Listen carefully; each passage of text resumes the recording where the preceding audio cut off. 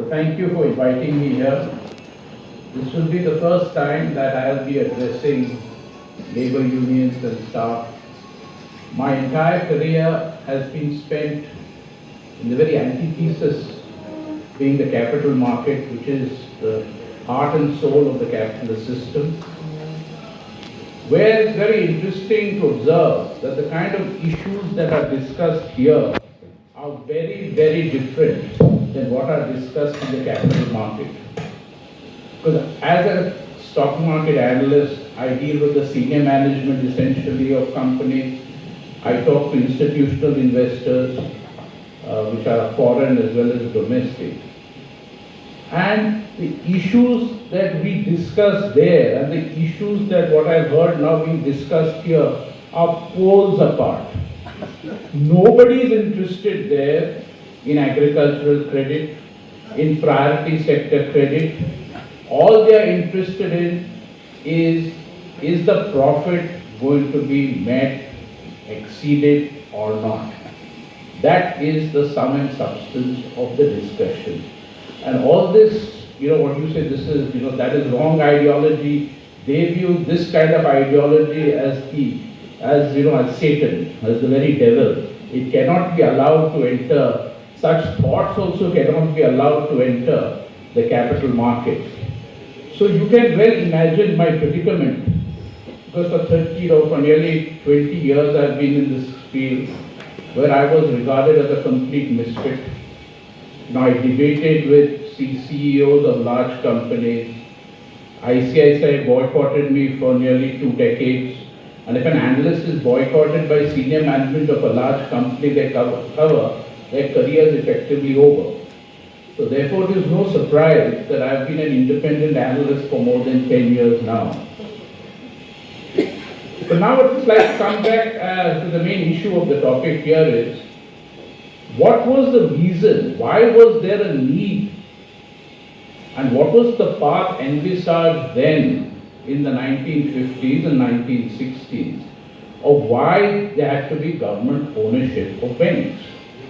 Now it was felt, and if you read the preambles of the SBI Act of 1955 or even the preamble of the Nationalization Bank Act, you will realize that the government at that time did have a view, following the All India Credit Surveys, that there was a large section of rural India, which was the bulk of this country, a lot of where the employment was, which was totally starved of banking credit. And therefore you were getting a very lopsided economic development. And it was therefore felt in the higher policy-making bodies that you needed, starting with State Bank, at least to have one large bank which will address these needs of rural India, of small SME companies, and they would follow and be part of the national objective of socio-economic development. But also they would have to follow the sound canons of banking. So it is not that by following that, as Professor Ramkumar has said, that you are throwing out of the window a sound banking principles. You could still make money if you did that, but not so much money as you could. And if you read even the Nationalized Banking Act, the preamble, the same kind of issues are raised. And it is therefore no wonder that prior to nationalization, agricultural credit was hardly 2%. Now, if you looked at the 90s, it shot up. Priority sector, which was virtually non-existent, again went up. Now, all this could only happen because of government ownership. Because the private sector, and rightly so, is looking at profit. If I was to invest money from my own savings, that's all I have. I want a profitable rate of return. It is but natural. But when an entity has to look at it, it will not take up less profitable or hardly any profitable activity. They will just focus on profitable activities. Therefore, the view was that only with government ownership of these banks can you achieve your national objectives of balanced economic development, which serves large chunks of the population. Now, this view, all of you very well understand, But if this view I take to the capital market, oh, useless, all this leftist Marxist stuff. Profit, that is what has caused this problem today. You just throw money at people, you don't get any back. It just leads to poor discipline amongst borrowers. It's like two different worlds you are talking to at all. I mean, this is like our banking is in Mars and this is something else here. It's so radically different. When you tell them that needs to balance economy, no, this was nationalization, was political, Indira Gandhi had to do this to get some political votes. They are not prepared at all to see the hard data which shows the kind of branch network you have in rural India or semi-urban India, and what was the rural branch network in the 80s and early 90s, or the kind of composition of agricultural lending and priority sector lending, because still today the bulk of employment in the Indian economy resides in agriculture and the small scale sectors, which today is also being deprived of credit. Although they may meet the overall target of agricultural lending and priority sectors, the composition, as Professor Ramkumar has pointed out, that they have made the definition so loose that an elephant can go through it, which is that is the whole objective and the intention. Now what has happened is that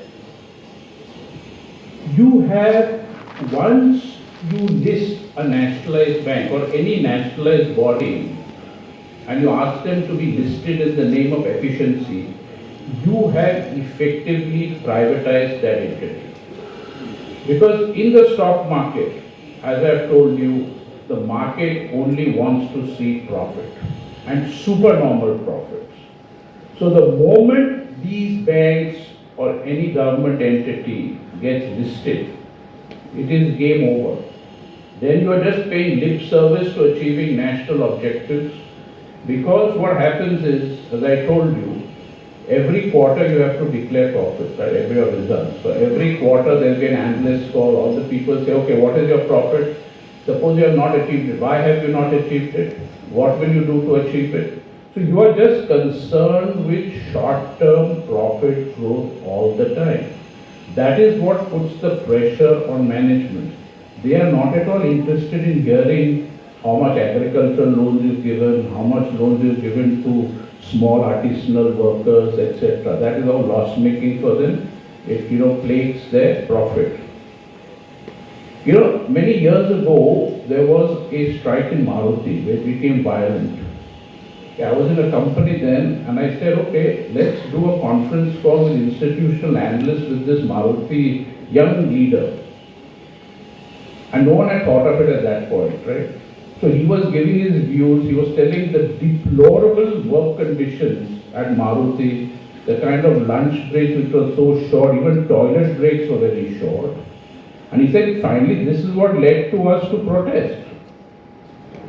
And when the question and answer session came, what were the questions being posed to this? He was not even an official union leader, man, because the union leaders, everyone knows at that time was all bought over. The questions were, why have you decided to disrupt this whole process? When are you going to come back to work?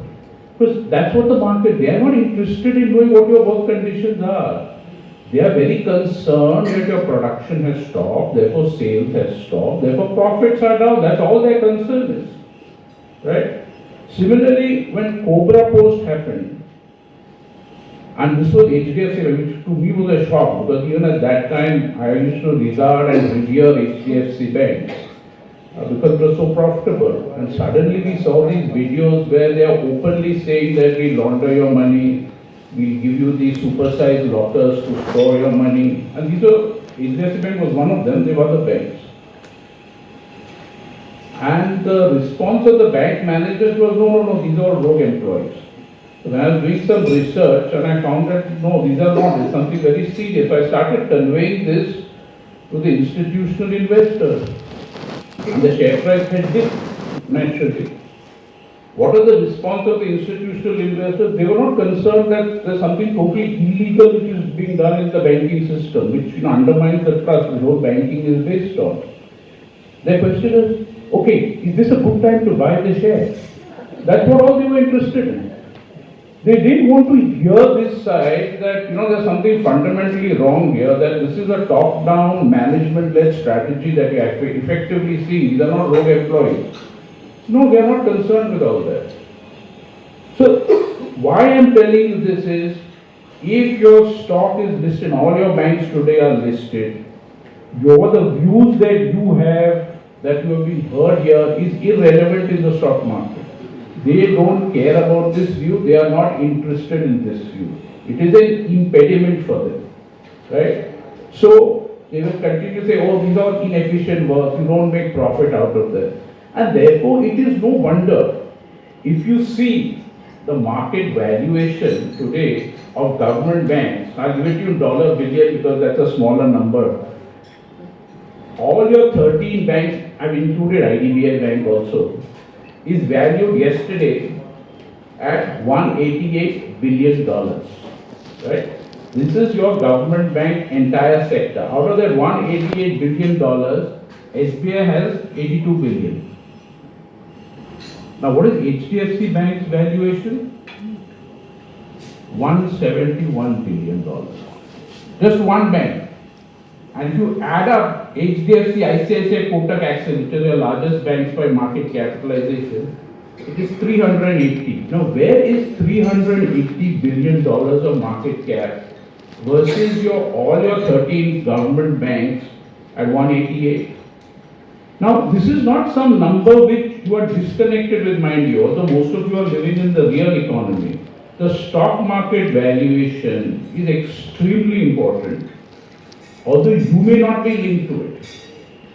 Because banking, if the economy is growing, which an Indian economy should, any economy should be growing, banks have to give more loans. To give more loans, you've got to have more equity capital. So every third or fourth year, you have to come to the stock market to raise equity capital. Because the government is no longer willing to give, it will only step in terms of a crisis. Now, if the way the banks are valued is normally on a price to book sale, which is the share price of the bank divided by the book value of the bank. That is the book value of what will be the cost value, right? Now, government banks trade at something like 1.4. These private banks, they trade at somewhere around 3 times. Now, that multiple, why is it that the stock market gives a higher multiple to a private sector bank which normally are smaller than government banks? Because they focus only on the profitable aspects of banking. Therefore, you will find that they look at return on equity, which is basically your net profit divided by your average equity shareholder funds, which is including reserves. Theirs will be close to 17 to 18%. Yours will be close to about 13-14%. And why is that? Because government banks have got to do social banking as well, which lowers their profitability. Now the concern is this: your ability to raise extra capital to maintain your positions is going to get weaker because of this. Because although the same rules apply for private sector, they are very focused on urban India, metro India, and government banks are now getting focused, are focused on rural India, where the profits are much less. As you go ahead, you will find that as it is, you're being squeezed out of the stock market, effectively. Right? Your ability to raise additional funds for growth, therefore, will be somewhat curtailed compared to the price. Therefore, they will keep growing much faster, become much larger than you. They will have, therefore, more money to constantly put into technology, which you will not have. The government will only step in if there is a crisis. So please be linked to what the capital market is doing, because that is very clearly the ideology today, as well as the global ideology, is that the stock market is everything. The stock market knows everything.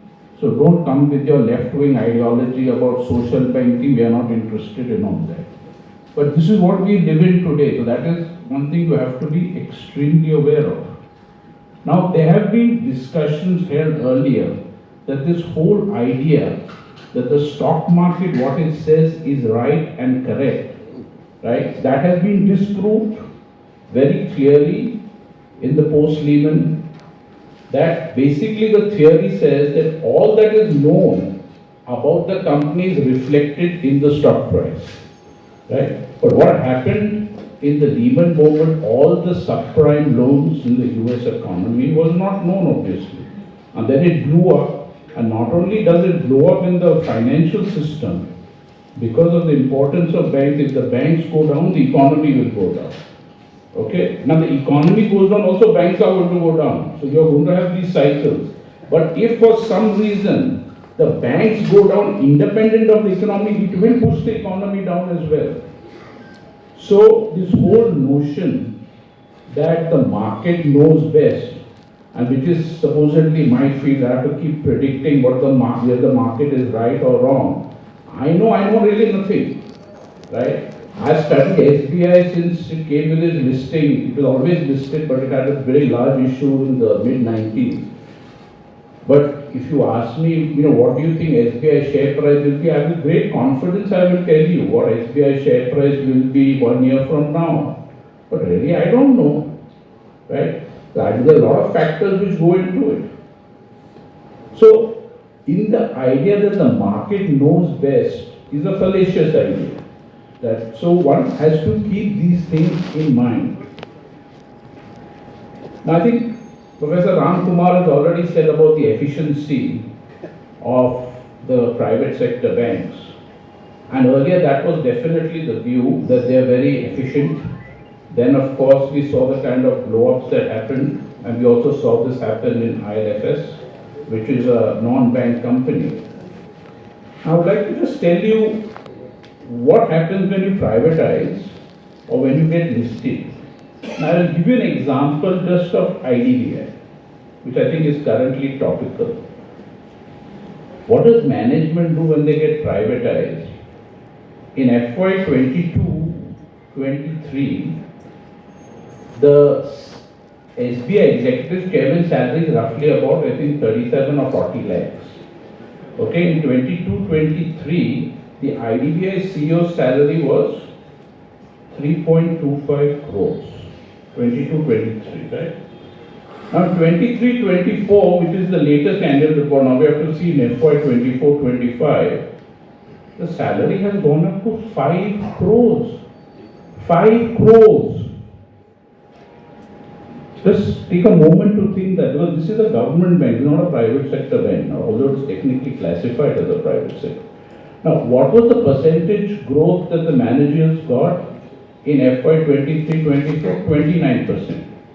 What was the average that the non-managerial staff got? 9%. Can you see the difference? Now, this is what privatization is all about. That first, you will suppress the income, the salary levels of your workforce. Why? Because you are going to be more efficient. That is why you will see public sector banks, the headcount comes down, the business goes up. Private sector banks, the headcount still continues to rise. And how do you achieve that? You introduce this very nice management concept called the bell curve analysis, which basically says, all these private sector banks do this, that the bulk of your staff will come in the middle, where they'll be all around the mean. And then you will frame it in such a way that you have two extremes, the very high performers and the very low performers. So the very high performers, which are very, very few, you will give them very large salary increases. And the ones who are the poor performers will either be not given any increments or you're sacked. Right? Now the whole purpose of this is what? The whole purpose of this is to suppress the wage rate of the bulk of your staff. Because in banking, in commercial banking, unlike in say investment banking, right? There are all star teams. There the individual does most of the work, comes up with the bright ideas, and therefore there are supernormal profits to be made, and therefore there are supernormal rewards. But in commercial banking, it is all teamwork. Everything has to be interlinked. So you really cannot pinpoint one individual there and say that your performance has been very good, while the rest of the team gets a poor performance. But you need to do this because you have to pay the top person's huge salary. As I told you, now IDBI has done well, but does that mean that the CEO should reserve a 5 crore salary in 23-24 compared to 3.5 crores earlier? So you will find that when it comes to the top managerial salary, and this is a global phenomenon, there are very fat packets made, but the real malai, the cream, is not made in the salary, it is made in the ESOPs, the stock options, where basically certain stock options are given to the top people at market prices, at a slight discount, and they accumulate a huge disproportionate share of them, because if they were to give it out evenly to the staff, there would be hardly enough left for the stock people. They want to corner the share. So therefore you will find that Aditya Puri, even this the Sokti is number 2. They have accumulated, Aditya Puri, when he left, I think his stock portfolio was worth 500 crores, 800 crores. Now how does this happen? Does this happen because you are being efficient? No. This happens because you convince everybody the whole success is because of me, and therefore I need to get a disproportionate share of the rewards.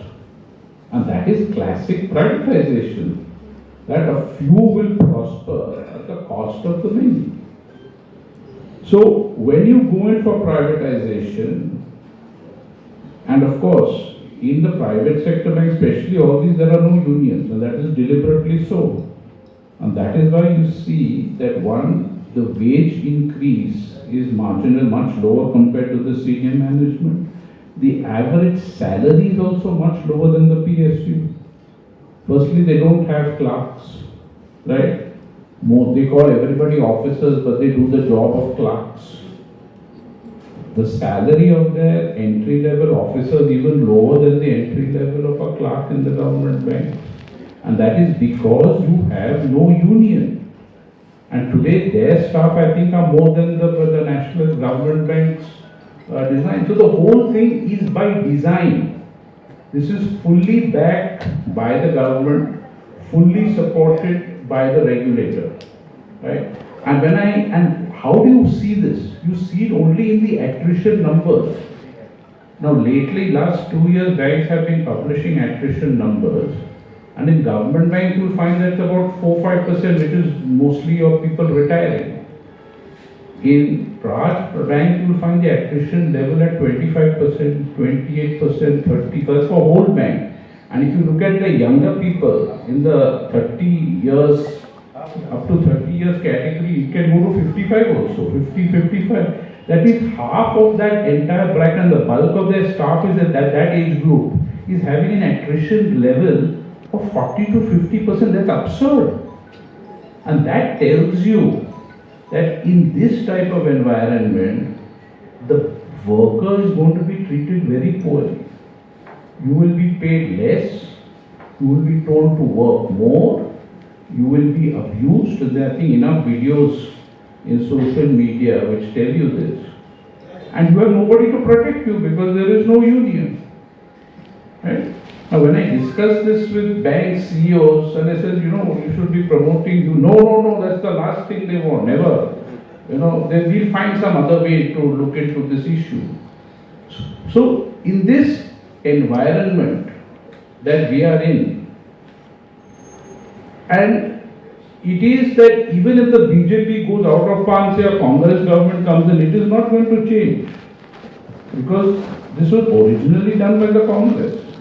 The BJP is only a little more extreme on the right than the Congress, but that's about it. So please do not think that this ideology today is firmly entrenched. It is firmly entrenched in the capital market, which now you are a part of, whether you like it or not, because all of you are listed. The chance of you getting renationalized is absurd today, okay? Because that is unthinkable. So in this environment, you have to survive. Now, and the only way to survive really is to protest. Now, what we have seen, at least from this government, is protest, of course, is not there in the parliament because they're not given time to speak. The judiciary, one has seen your own cases where there will be no directors of labor unions on the boards and the courts have not taken that up. So by and large, you have seen what justice you will get from the judiciary. The only outcome is, as we have seen both in the case of that CAA as well as the farmers, that you have to put sustained protest on the streets, which unfortunately unions have not done for many, many years in this country. But without that, that's the only time I have seen the government really reverse major decisions which they have supported. It is only these two that I can think of. This was sustained for a year. Now that taxes a union heavily. And that taxes the leadership. But without that, I don't see how you can change what is happening to you. Otherwise, you will constantly be fighting really a losing battle. You will just be fighting to slow down the retreat. Because the ideology is there today. I don't see it going away. And you have to now live with this and try to find the best way you can do. Because we are seeing government banks, your headcount is declining. Right? There is more work pressure being put on you. A declining headcount, whether unions mean declining membership. So these are all very deliberate strategies, and this is what's happening globally as well. It is not, India is not happening in isolation. So these are the things where you have to really come up with creative ways of protesting. These one-day token protests really don't get you anywhere, right? Today, as I said, capital market does not want to hear your views. The media does not want to hear your views, right? So, for all practical purposes, labor does not exist in the capital market. They believe that these goods and services are all produced from the senior executive management. You will never find union leaders being interviewed on business TV. You won't find them really being interviewed in pink paper columns. The only time you'll say that, oh no, efficiency, the market is supreme. You know, the market, if you're listed, everything will be set right. But that really doesn't happen. We have seen calamity after calamity where the market did not have a clue what was going on. So this is the kind of environment that we are currently in. And what has happened is that entire goal you had of serving a national objective, of serving the masses, that has totally shifted. It is naturally so because once you are listed, you just have to pursue highly profitable activities. Right?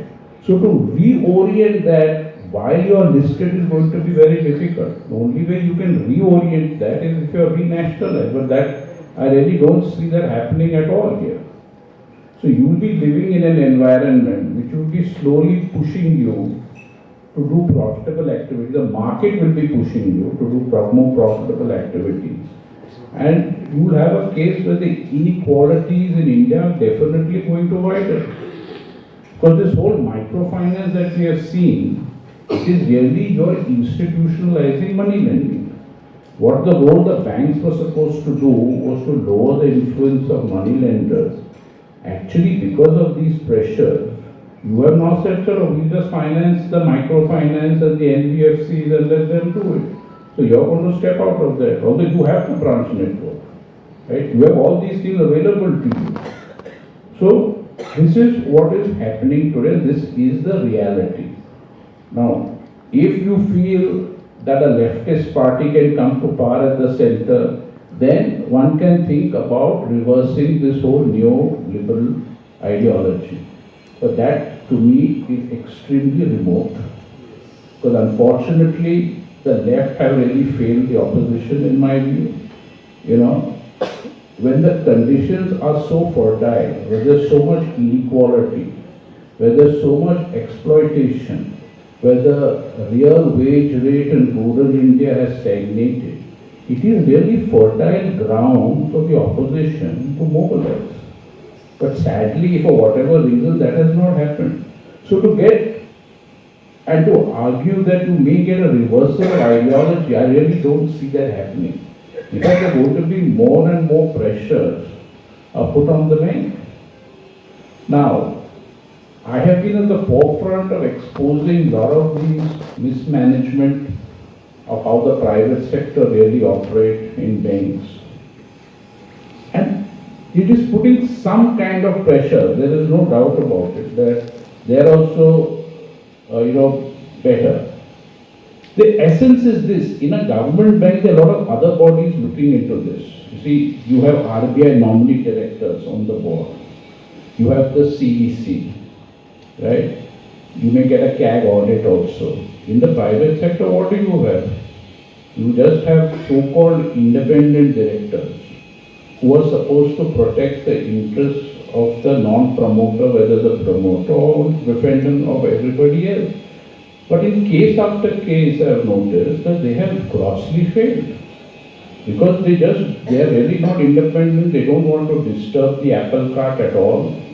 So they just align themselves with the executive most of the time, and therefore the problem comes up very late. Now if you see the IndusInd Bank, the problem the bank itself has acknowledged has been going on for 5 to 7 years. Now the issue is, in 5 to 7 years, how come the problem never surfaced earlier? If it had surfaced earlier, the quantum of loss also would have been much lower. But the institutions which need to play an adversarial role, like your CVC, like your RBI nominee, like your auditor, like my own community of research analysts, have been heavily compromised. So that does not happen. Although on paper it looks like everything is in place, but in effect it is not in place. This compromise happens everywhere. It happens in academia, it happens in government, everywhere it happens. I'm sure in labor unions also it happens. So the idea of saying that someone else does it and we don't know it does not work that way. So these are the institutions, for whatever reason, which need to be strengthened if you want to see better governance. Because in theory, in the private sector, if the board does its job, you should not have all these problems. If the media does its job, if the analyst community does do their job, if credit rating do their job, then all these in theory are the checks and balances. Right? You should not have this misgovernance. But what happens when you are listed is that you are solely motivated by supernormal profits. Why do you want supernormal profits? Because if your bank is trading at say 3 times price to book value, you want it to trade at 4 to 5 times price to book value. Now for that, you have to do more risky business, right? Why do you want to do more risky business? So that your profits can increase, your stock price can increase, and the ESOPs which you get, which is, as I said, the cream of senior executive salary, is dependent on that. So when your performance is not achieving that benchmark, what do? You will do what IndusInd Bank does. You will create that profit, right? You will hide the loss. And you saw what IndusInd Bank CEO and Deputy CEO did. They sold off most of their holdings before they did it. So that is where the problem emanates from. That's what makes them to do this super risky business, so that their performance will be optically better and therefore they will be rewarded much more. And that is the core, as I said, of being listed on the stock market, and that you are being rewarded. And of course, in the capital market, they will say you have been rewarded for the superior effort you have put in. Now, one of the things I would like to point out for the future is this digital currency. Now, what exactly is this digital currency, which, mind you, is a new concept which is being pilot tested across the world, and in India also it is now being tested, I think, by 3 banks, but nothing much has come out really in the public domain. And how will this impact you? as a PSU and as all banks. Now the digital currency, just like your rupee, but in a digital form issued by the central bank. Now where it will really impact, in my view, because we're looking into the future, and analysts myself have supposedly a very clear vision of the future, but in most cases it never pans out the way you thought and when you have argued for it to be panned out. But nevertheless, what will happen is this, that if there are two types of systems, we may get a hybrid of both, or we may get one of both. Either the central bank only issues the digital rupee and manages it.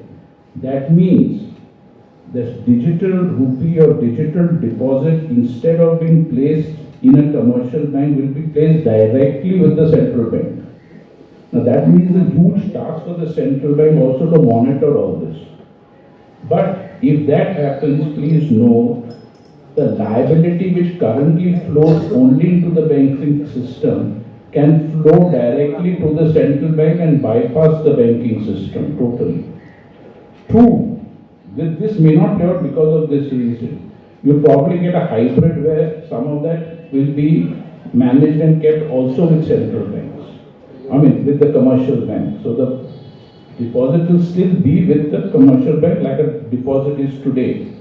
But the retail, there will be two types of this. One will be retail, which operates just like your GPay. You will have this retail digital rupee, which you can pay from just like you do in internet banking or any other GPay. But most interestingly, you will also have the wholesale rupee. Now, this is where the issue will come, because the wholesale rupee and the wholesale for their credit risk and for their settlement risk for transfer would prefer that it be managed by the central bank, right? Because there is no counterparty risk there. Now, if that happens, then the wholesale, which forms a very critical part of your current account deposits, which is zero cost for you, will make shift to the central bank. And that means that you will come under a lot of pressure, because these are zero cost funds for you. Although there's an operating cost, but we are forgetting that. Which means that tomorrow, if this gathers steam, okay, your current account deposit, and most current account deposits, obviously by its nature, it is a corporate or a trust, is going to go away.